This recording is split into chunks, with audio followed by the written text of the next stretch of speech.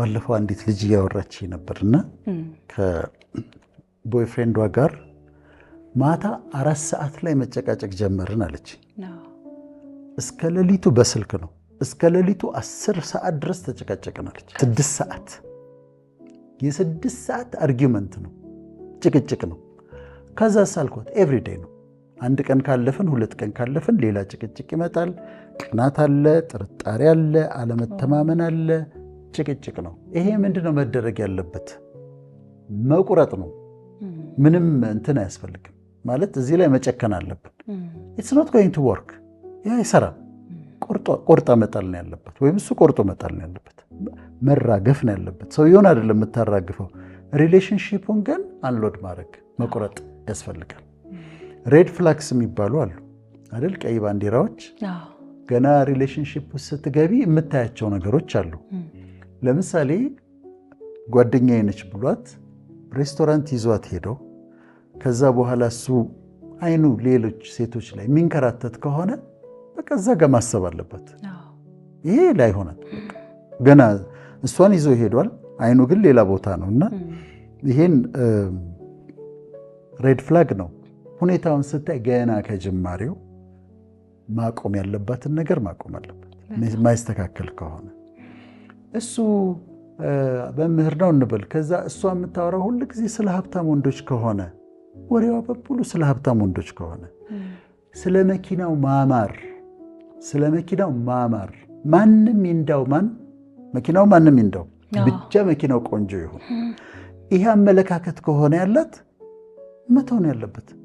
አይለውጠውም። ይሄን በጣም ከባድ ነው። በቃ አቲቲዩዷ፣ ሐሳቧ በዛ አይነት ነገር በሀብታም ወንዶች ወይም ደግሞ ሀብታም ወንድ ዴት በማድረግ የምታምን ከሆነ ሲቃጠል ነው የሚኖረው፣ ትግል ነው የሚሆንበት። ስለዚህ ምንድነው ማድረግ ያለበት? ግንኙነቱን ሼክ ኦፍ ማድረግ ነው፣ ወይም ደግሞ ቆርጦ መጣል ነው። ስለዚህ ስታያቸው እነዚህ ምልክቶቹን ስታይ ያንቺ እንዳልሆነ ሲገባሽ ተሰቃይታ መከራዋን አይታ ዋጋ ከፍላ አልቅሳ መጨረሻ ላይ እኮ መቆም አይቀር። ደግሞ ለውጠዋለሁ ብለሽ ታስቢያለሽ፣ ወይም ለውጣታለሁ ብሎ ያስባል። እና ግን የተሰራ ፐርሰናሊቲ ነው። የሚለወጡ ይኖራሉ። ኮንሲኩዌንስ አለው። ኢሞሽናል ስቃይ አለው። ገና እኮ ምልክቶቹን ገና ስታይ ሬድ ፍላጎቹን እኮ አይታለች መጀመሪያ ላይ። እዛ ጊዜ ነው ማቆም ያለባት። እሱ መጀመሪያ ሬድ ፍላጎቹን ቀይ ባንዲራዎቹን አይቷል። እነሱን ሲያይ ቀድሞ ነው መወሰን ያለበት።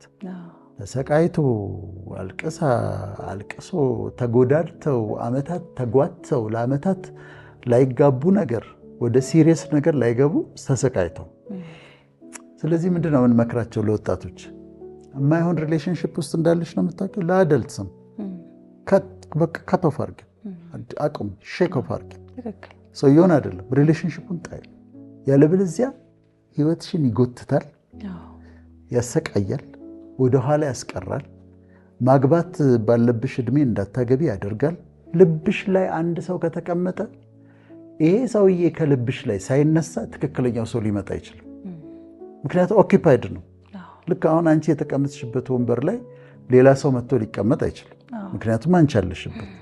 እሷም በልቧ ላይ አንድ ሰው ካስቀመጠች ይሄ ሰው ልቧ ላይ እስካለ ድረስ ሌላ ሰው የእሷ የሆነ ሰው ሊመጣ አይችልም። ከዚህኛው ጋር ምንድን ነው እያደረገች ያለችው? she's wasting her time። ስለዚህ ትክክለኛው ጊዜ ላይ ምልክቶቹን ሲያዩ ለማቆም መጨከን፣ ጀግና መሆን ያስፈልጋል። ለማራገፍ ማለት ነው።